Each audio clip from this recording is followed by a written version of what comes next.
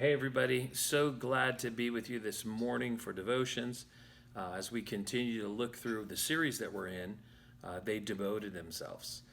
And so this is based on Acts 2:42. And I had the privilege yesterday of speaking on they devoted themselves to fellowship.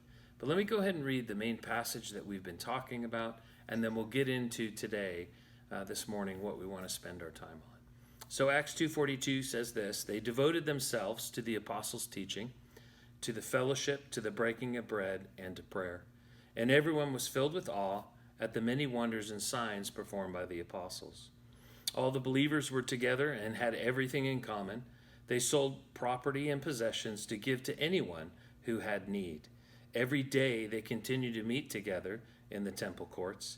They broke bread in their homes and ate together with glad and sincere hearts, praising God and enjoying the favor of all the people, and the Lord added to their number daily those who were being saved.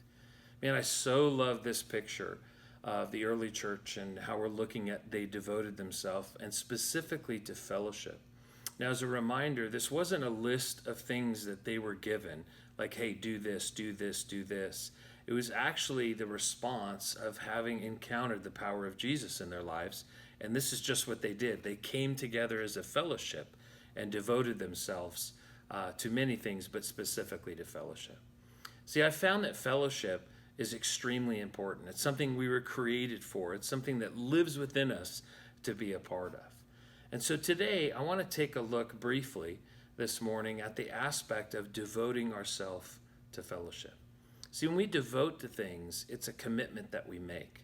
It's something that we put on the front of our minds and say, wow, this is something that I want to give myself to. And for us, fellowship is that key thing. I had the privilege of sharing of how fellowship ultimately helped lead me to a place of giving my life to Jesus, because I saw the love that was taking place. I saw how they stood with one another. I saw how they prayed with each other. And I got to see it from a perspective that I didn't even know it existed, but it drew me in.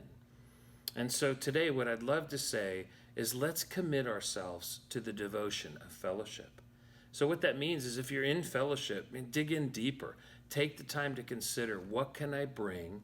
How can I encourage? How can I spur one another on in that place of fellowship? Or maybe you find yourself in a place where you're like, man, I'm really lacking fellowship. So I want to encourage you, if that's you, if you're in the lacking of fellowship, look for fellowship. Look to open yourself up to it. See, one of the things that I think the enemy really wants to try to accomplish during this COVID time is to pull us and separate us and cause us to be alone.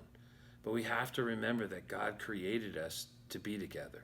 There's something inside of you that woos you to be with other people for the encouragement and the benefit of one another. So I want to encourage you, consider who you can grow in fellowship with. Maybe it's starting with one person. Maybe there's somebody at the church that you know that you could reach out to. It could be attending a small group. It could be talking with someone or having a Zoom call, even with a congregational pastor. Start in the simplest place, but knowing that God loves us and He created us to be together with this desire. Look to grow and devote yourself in fellowship.